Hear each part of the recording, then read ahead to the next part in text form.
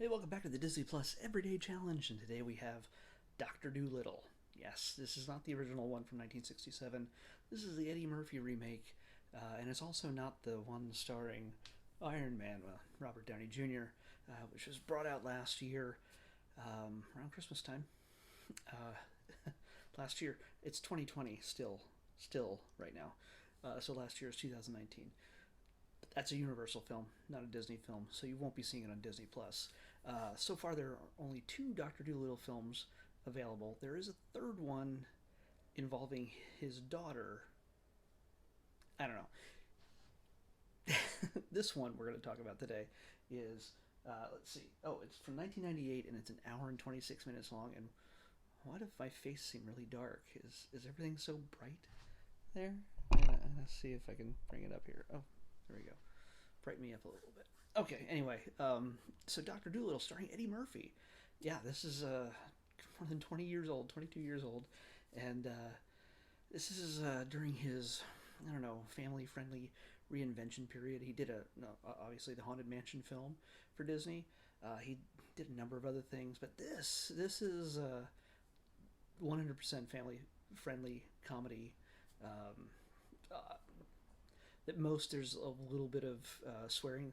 They use the word ass a lot in this, and of course it doesn't have too much of an edge, despite the fact that the other character with the most lines in this besides him is Norm Macdonald. And usually when you put Norm Macdonald in front of a camera or a microphone, you get some pretty demented things.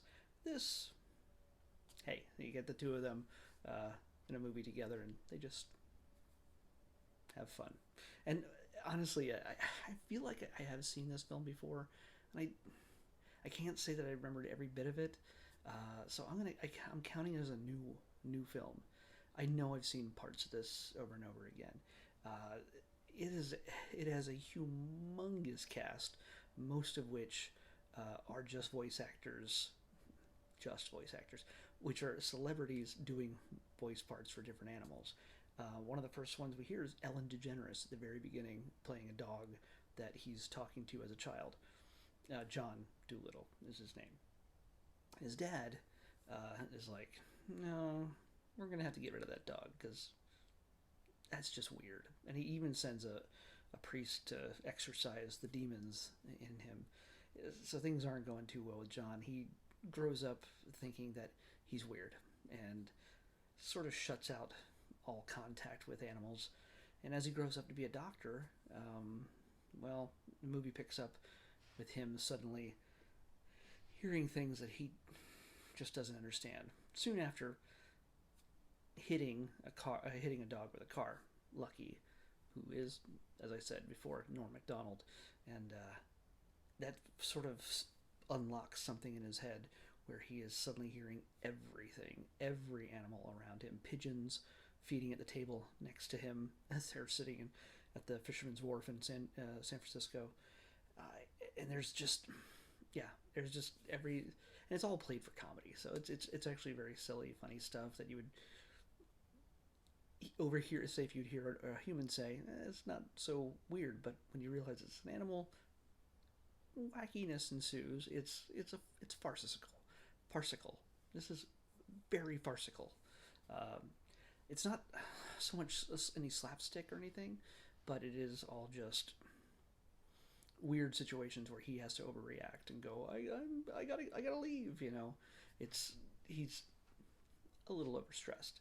So when people start realizing and he starts admitting that he can talk to animals, well, that doesn't really put him in a good spot.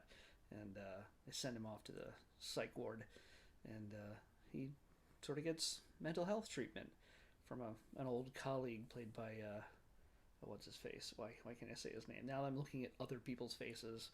I forget who it is. But yeah.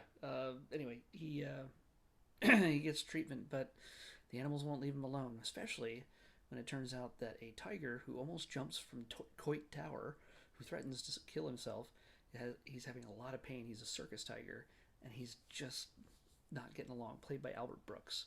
Paul Giamatti is the name of his rival doctor. There we go. I just needed something in my head. Um, so yeah, it's a star-studded cast. Raven-Symone plays his daughter. Peter Boyle's in this. Ossie Davis plays his dad. Oliver Platt is his co-worker, his partner. They're about to sell their business to a bigger medical company, I guess. And there's a lot of stress there. Jeffrey Tambor plays an animal doctor that he doesn't get along with very well. Um, but yeah, there's just so many. I want to go through every single name here, but it's just so many, and it sort of cuts off after a while. But oh, Chris Rock. Chris Rock is also he plays a guinea pig. So Chris Rock plays John Leguizamo plays a rat, and I pronounced his name right this time. I think Julie Kavner from The Simpsons, Marge. She plays a pigeon up against Gary Shandling as another pigeon. They're a couple, and they're great. Um, Brian Doyle Murray. She's Jenna Elfman plays an owl. Gilbert Gottfried plays a compulsive dog who just wants the ball. Paul Rubens plays a raccoon. It's just yeah, there's just you'll just watching this movie is just a fun game of playing who's that voice. So see if you can recognize who plays who. I've spoiled a lot of them for you, but there's still plenty to pick out. So, or at least you can, after hearing me tell you all about it, you can amaze your friends if you sit down and watch Disney Plus and pop on Dr. Dolittle. So yeah, you know everything now, almost everything. But yeah, it was surprisingly a fun, enjoyable little comedy, and it's perfect for the whole family. It's a very family-oriented thing because dealing with his one daughter who just feels a little out of place, and she's not sure how she can fit in with people because she feels that she's a little bit weird, and when she realizes Daddy's pretty weird, well, there might be a connection there, or maybe just Daddy's just too weird. I don't know. So it's like I said, it's fun, it's silly. I hate movies with talking animals where they have the moving mouth because usually they don't spend any money to make it realistic.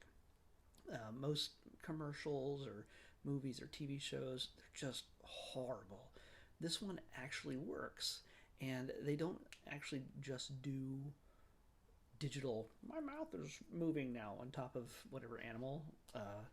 They have actual practical animatronics and puppetry involved in this for the guinea pig, for Lucky the dog, and also Jacob the tiger. So they have three different scales, and it's the Jim Henson Company doing all the puppetry. So you know it's good. So it's kind of great. It's a neat little trivia thing that I only discovered at the end during the credits. I'm like, these guys did a really good job.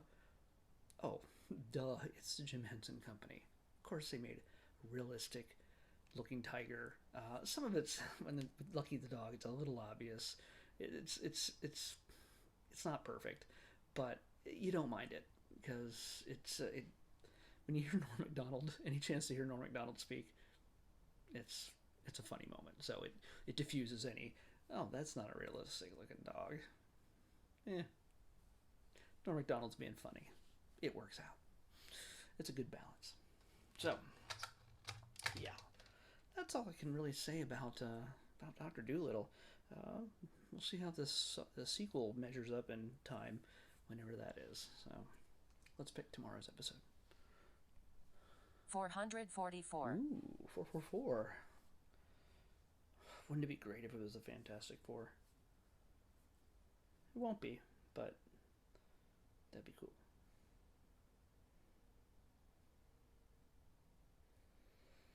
Oh, there we go. It's another big movie. I think from the late '90s, early 2000s. Not exactly sure. We'll see tomorrow, but it is starring Denzel Washington. Remember the Titans. Here we are. We got our football. We got our sports movies in. We did basketball a couple days ago with Glory Road, and now we remember the Titans with Denzel. All right. See you back here tomorrow on the Disney Plus Everyday Challenge. See you then. Bye.